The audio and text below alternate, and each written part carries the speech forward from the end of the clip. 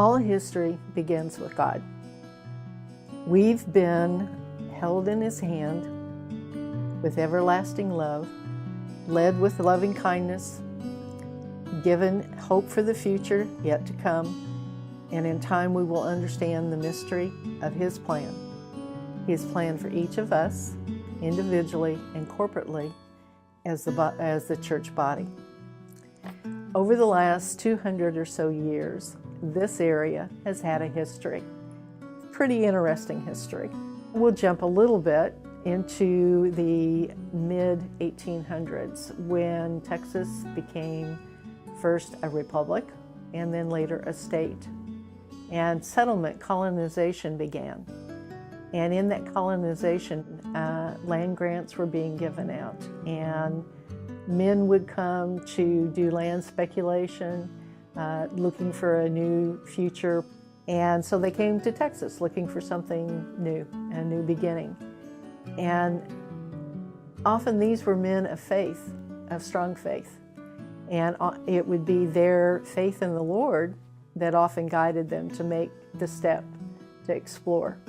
One man that I came across in the history was a man by the name of Dr. Davidson.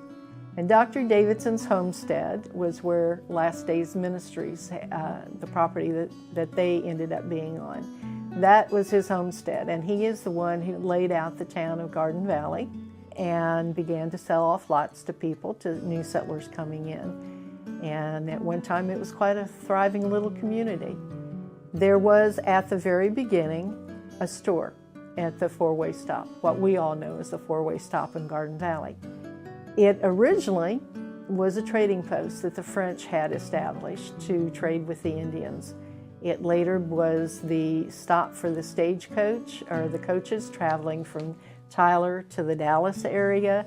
It had a little two-story addition that served as a hotel at one point, funeral home at one point, a variety of things. But the store was the center of the community. It was where people came to get their mail. They would come to buy their supplies for the week. They would meet each other and visit, catch up with each other from the week and all. Dr. Davidson was a strong Christian, and he and his brother-in-law, Dr. Moore, had gotten 4 or 3 other men to join with them as a prayer group over the community and for families in the community. And again, we don't know what they prayed, but God does. Dr. Davidson later went to South America with some Confederate families to set up a community down there, but he went because of his heart for the slaves, which came out of his Christian belief. Dr. Moore was a strong Christian, and he was one of the first to set up a Sunday school in Garden Valley. And Dr. Moore and Dr. Davidson both helped to get the first church built in Garden Valley. The next man to talk about is Dr. Matthews, and he came around the time of the Civil War, but again he proved to be a spiritual leader in the community and was here after Davidson was gone and after Dr. Moore had passed away. So he carried on a legacy. We have no idea what they prayed, but as I said in the beginning, God has a plan. He had a plan for Garden Valley then, He has a plan for it now. And one of the things that I learned that fascinated me is that on all of the maps, even today, Garden Valley is still there. Other communities, like Garden Valley, that long ago really began to die off, have disappeared from the maps. But Garden Valley is still being published on the maps. And I think that that has quite a spiritual meaning behind it that, again, only God knows, and we get to glimpse at. I think what I really feel like the Lord said that I need to be saying today is, this is a history book. We read it, and we love the stories, and we glean great things from the stories in this. And the Lord gave instruction to them to record, and they were faithful to do that. The other thing about it that the Lord just kind of struck me with this morning is none of the lands that any of his people went into were blessed until they stepped foot on it. Then those places became places of significance, and they were given their names. And we get the history of all of that. Different ones, I know that everyone's looking at this area and wondering what's the spiritual significance. And to me, I don't think there was necessarily all that much spiritual significance until the men who were obedient to follow the call of God on their life took the steps and entered the land and began to fulfill their destinies. And that's what each of us want to do, is to fulfill our destinies. So if you're listening to the Lord and you're taking the steps that he shows you, then you will accomplish the destinies, and the places that you tread will become holy, will become spiritual places. You know, our homes, places that we work, just wherever we may be. The research I did was done back in 1994 and 95. I had been given an abstract for the old store after I got caught taking pictures of the old store and poking around it. But that was in 1988.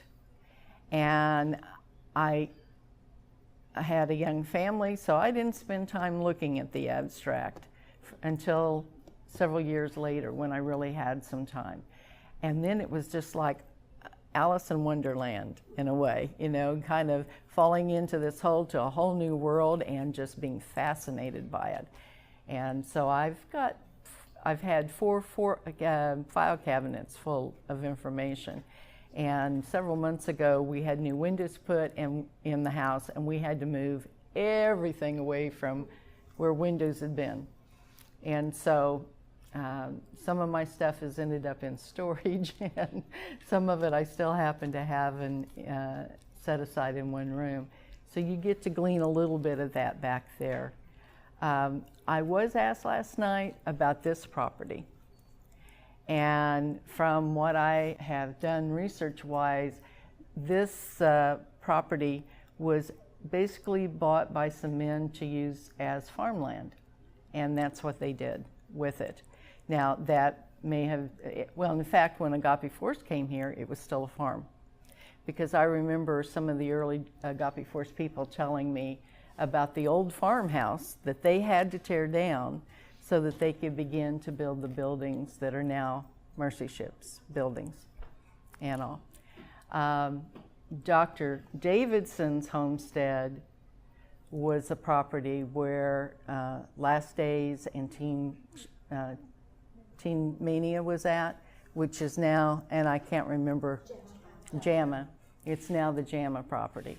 And I do have an aerial view of that property from a number of years back, but then with an overlay of the acreage that Davidson set aside for himself and his family. It's not until we obey and we follow the destiny God gives us that the places really take on the spiritual significance. And Wilkerson is a prime example. He was the first out here, and he began inviting the others, and I think in a lot of ways, he wasn't the first, but I mean in our living knowledge generational, within the last, 30, 40 years, was the first one out here. And as he traveled, then he invited these others. When they were looking for ways to expand their ministries, he said, oh, land's cheap and it's close to an airport, and come and buy, and they did. And so God had the destiny a long time ago for it, and it's come to pass as men have been obedient and followed the steps that were given to them. Thank you.